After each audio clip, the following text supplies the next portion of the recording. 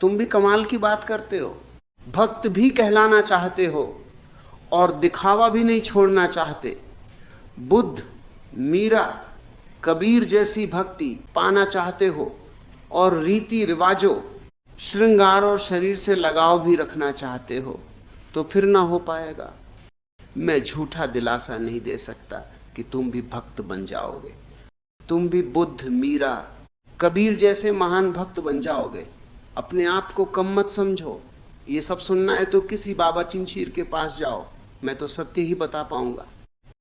जैसे तुम भक्ति कर रहे हो, इससे तुम अपने जैसे दिखावटी लोगों में इज्जत तो पालोगे, पर इससे ज्यादा की आस न रखो। भगवान को तो 600 ऐसे दिखावा करके तुम भगवान के किसी सच्चे भक्त को भी नहीं रिझा सकते। दिखावटी भक्ति सिर्फ दिखावटी लोगों में ही प्रसिद्धि दिला सकती है। तुमसे अच्छे वो लोग हैं जो भगवान का नाम तक नहीं लेते, तुम्हारी तरह झूठा दिखावा तो नहीं करते। तुम वास्तव में डरे हो। डर ही व्यक्ति को धर्म और सत्य से दूर ले जाता है। तुम भी जानते हो तुम जो कर रहे हो वो सब कोरी कल्पनाएं हैं, झूठे रिवाज है, लेकिन तुम्हें डर है, इसलिए तुम उन्हें छोड़ने का साहस नहीं कर पा रहे हो। समाज से बेदखल होने का डर है तुम्हें, भगवान का गुनहगार होने का डर है तुम्हें। तुम डर के पुतले बन गए हो। सोचो, अगर कभी खुद के बारे में सोचने का समय मिले तो तुम इतने बड़े अधर्मी हो कि तुमने उस भगवान तक को ना छोड़ा। तुमने उसकी आ लेकर भी अपना नाम कमाने का ही तरीका खोजा। तुमने उसकी आ लेकर भी दुनिया के सामने अपनी इज्जत बनाने का प्रयत्न किया, और फिर तुम ये भी सोचते हो कि तुम भी मीरा, कबीर के जैसे भक्त हो। मीरा ने तो अपने सब गहने त्याग दिए, सब श्रृंगार त्याग दिया, समाज के रीति रिवाजों को त्याग दिया। यही तो सच्चा प्यार है। जब प्यार सच्चा होता है तो उसके लिए तुम सब कुछ त्याग देते हो। जरा सोचो, क्या तुम इतने समर्पित हो? क्या तुम भगवान के लिए सब रीति रिवाजों से दूर हो गए? क्या तुम सभी तरह के श्रृंगार से दूर हो गए? अगर तुम्हारा प्यार सच्चा होता तो जरूर सब त्याग चुके होते। लोग छोटी सी सांसारिक चीज के लिए ना जाने किस हद तक गुजर जाते, सब कुछ त्याग देते। तुमको खुद को भगवान का भक्त बोलते हो तो तुम्हें तो कुछ सोचना ही नहीं चाहिए। अगर भक्त होकर भी सांसारिक विचार शेष रह गए, सांसारिक रीति रिवाजों में, श्रृंगार में मन रह गया, तो क्यों खुद को झूठा दिलासा दे रहे हो? भक्ति तो मीरा ने की थी, रानी से वैरागी बन गई, राजपाट छोकर कुटिया में बस गई, लेखन और संगीत की महान विद्वान होकर सब कुछ कृष्णा को समर्पित कर दिया। सुहागन के सारे श्रृंगार बस एक सच्चे प्रेम के लिए त्याग दिए। और तुम पति को भी नहीं छोड़ सकती, तुम्हें पति भी चाहिए। तुम्हें अपने शरीर को भी सजाना संवारना है, तुम्हें इस लोक समाज के रीति रिवाजों में भी उलझना है। तो जब ये सब अच्छा है, तुम्हें आकर्षित करता है, तुम्हें प्रेम का रूप लगता है, तो क्यों बेकार में भगवान के पीछे पड़े हो? प्रेम ही वास्तविक ईश्वर है। या तो तुम्हें किसी से प्रेम नहीं है इसलिए तुम इधर उधर चारों ओर भटक रहे हो, या फिर तुम वास्तविकता से डरते हो। तुमने ये सब बस समाज में इज्जत पाने का एक माध्यम बना लिया है। और सुनो, यही सबसे बड़ा धोखा है। दुनिया में सबसे आसान काम क्या है जानते हो? धार्मिक दिखना। और दुनिया में सबसे कठिन काम क्या है जानते हो? सचमुच धार्मिक होना। धार्मिक दिखने के लिए तुम्हें बस कुछ कपड़े बदलने होते, कुछ शब्द बदलने होते, कुछ रिवाज सीख लेने होते, माथे पर तिलक लगा लिया, गले में माला डाल ली, हाथ में माला घुमाने लगे, बस लोग कहेंगे बहुत बड़ा भक्त है। लेकिन भीतर क्या है ये किसी को नहीं दिखता। भीतर वही लालच है, वही अहंकार है, वही तुलना है, वही ईर्ष्या है। तुम मंदिर में भी जाते हो तो भगवान से प्रेम करने नहीं जाते, तुम वहां भी सौदा करने जाते हो। तुम कहते हो, हे भगवान ये काम कर दो तो मैं इतना प्रसाद चढ़ाऊंगा, हे भगवान ये इच्छा पूरी कर दो तो मैं इतने व्रत रखूंगा। ये भक्ति नहीं है, ये व्यापार है।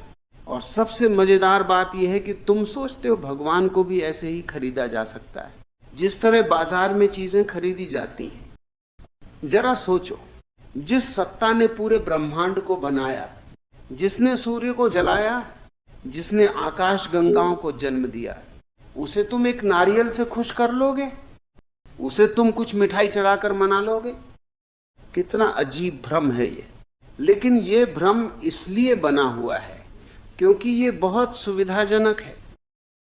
सच्ची भक्ति में तुम्हें खुद को बदलना पड़ता है और दिखावटी भक्ति में तुम्हें सिर्फ अपने बाहरी रूप को बदलना पड़ता है। इसलिए दुनिया दिखावटी भक्तों से भरी पड़ी है।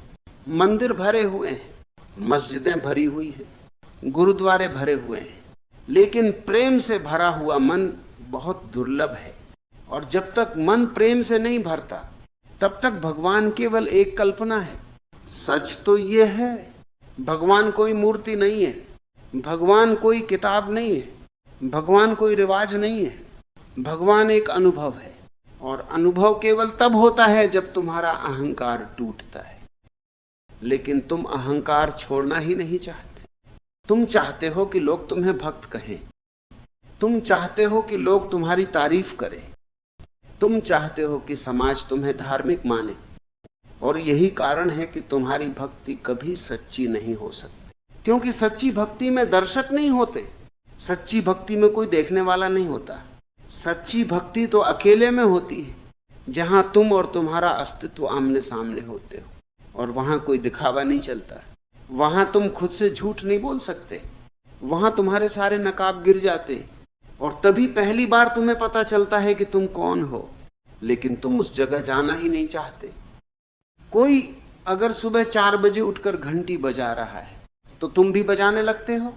कोई अगर व्रत रख रहा है तो तुम भी रख लेते हो। कोई अगर तीर्थ जा रहा है तो तुम भी चले जाते हो। लेकिन तुमने कभी खुद से पूछा क्यों कर रहे हो ये सब? क्या तुम्हारे भीतर सचमुच प्रेम है या सिर्फ डर है? क्योंकि अगर डर है तो वह धर्म नहीं है। डर से पैदा हुई भक्ति कभी भक्ति नहीं होती, वह केवल मजबूरी होती है। और मजबूरी में किया गया कोई भी काम पवित्र नहीं हो सकता। धर्म कोई आदत नहीं है, धर्म कोई सामाजिक कार्यक्रम नहीं है, धर्म कोई परंपरा नहीं है। धर्म तो एक जागरण है। लेकिन तुम सोए रहना चाहते हो और साथ साथ यह भी चाहते हो कि लोग तुम्हें जागा हुआ मान ले। ये वैसा ही है जैसे कोई व्यक्ति गहरी नींद में हो और सपने में खुद को जागा हुआ समझने लगे, और तुम यही कर रहे हो। तुम्हारी भक्ति भी एक सपना है।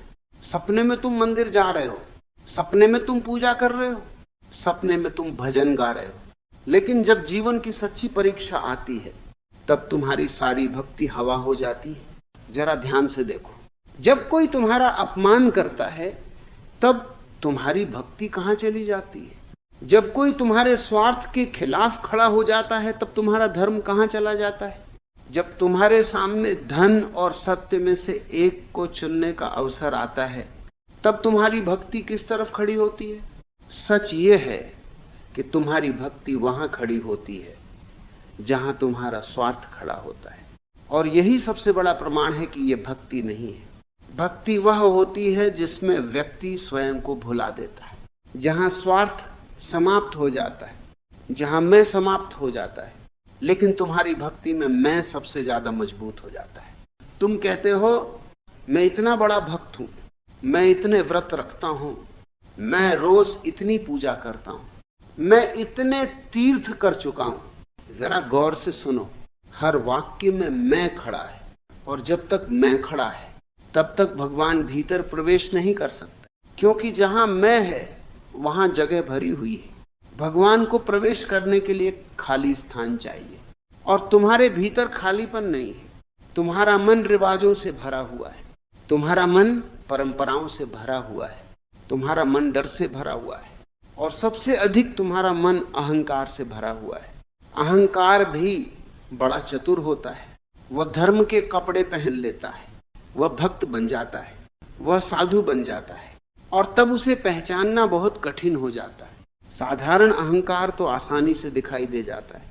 कोई व्यक्ति धन का घमंड करता है, लोग पहचान लेते हैं। कोई व्यक्ति सुंदरता का घमंड करता है, लोग पहचान लेते हैं, लेकिन जो व्यक्ति भक्ति का घमंड करता है उसे पहचानना बहुत कठिन हो जाता है, क्योंकि वह घमंड भी बहुत पवित्र दिखाई देता है। वह कहता है मैं तो भगवान का दास हूं, लेकिन भीतर ही भीतर वह चाहता है कि लोग उसे महात्मा समझें, लोग उसके चरण छुएं, लोग उसकी प्रशंसा करें। और जब ऐसा नहीं होता तो उसका मन दुखी हो जाता है। अगर सच में वह भगवान का दास होता तो उसे दुनिया की प्रशंसा से क्या लेना देना। लेकिन सच्चाई यह है कि तुम्हारी भक्ति का केंद्र भगवान नहीं, तुम्हारी भक्ति का केंद्र तुम्हारा अहंकार है। और जब तक ऐसा है तब तक तुम्हारी सारी पूजा व्यर्थ है।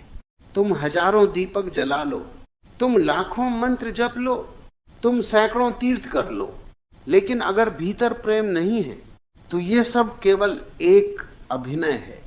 और दुनिया का सबसे लंबा अभिनय धर्म के नाम पर ही चलता है। लोग पूरी जिंदगी अभिनय करते रहते हैं और मरते समय भी उन्हें पता नहीं चलता कि उन्होंने क्या खो दिया। उन्होंने जीवन खो दिया, उन्होंने सत्य खो दिया, उन्होंने प्रेम खो दिया, और बदले में क्या पाया? कुछ रिवाज, कुछ परंपराएं, कुछ सामाजिक सम्मान। लेकिन जब मृत्यु सामने खड़ी होती है तब ये सब चीजें कोई काम नहीं आती। मृत्यु के सामने केवल सत्य खड़ा रहता है, और उस समय तुम्हें पहली बार पता चलता है कि तुमने खुद को कितना धोखा दिया। लेकिन तब बहुत देर हो चुकी होती है। इसलिए मैं कहता हूं अभी जाग जाओ, अभी अपने भीतर झांको, अभी अपने आप से पूछो क्या मेरी भक्ति सच में भक्ति है या केवल एक सामाजिक मुखौटा है? क्या मैं सच में भगवान से प्रेम करता हूं या मैं केवल लोगों को दिखा रहा हूं कि मैं भक्त हूं? यह प्रश्न बहुत कठिन है, क्योंकि इसका उत्तर तुम्हें अपने भीतर देना पड़ेगा, और भीतर उत्तर देने का साहस बहुत कम लोगों में होता है। अधिकतर लोग पूरी जिंदगी इस प्रश्न से भागते रहते हैं। वे नए नए रिवाज खोज लेते हैं, नई नई पूजा विधियां खोज लेते हैं, नए नए गुरुओं के पीछे भागने लगते हैं, लेकिन अपने भीतर झांकने का साहस नहीं करते, क्योंकि भीतर झांकना मतलब अपने झूठ से सामना करना। और मनुष्य को अपने झूठ से अधिक डर किसी चीज से नहीं लगता, सच से नहीं, झूठ से, क्योंकि सच तुम्हें मुक्त कर सकता है, लेकिन झूठ तुम्हारी पूरी दुनिया को तोड़ सकता है, और तुम्हारी पूरी धार्मिक दुनिया झूठ पर खड़ी है। इसलिए तुम डरते हो, तुम सोचते हो अगर सच स्वीकार कर लिया तो सब टूट जाएगा। लेकिन यही टूटना आवश्यक है, क्योंकि जब तक झूठ नहीं टूटता सत्य का जन्म नहीं होता। जब तक नकली भक्ति नहीं गिरती सच्ची भक्ति का फूल नहीं खिलता। और सच्ची भक्ति बहुत साधारण होती है, उसमें कोई प्रदर्शन नहीं होता, कोई घोषणा नहीं होती, कोई भीड़ नहीं होती, वह बहुत शांत होती है।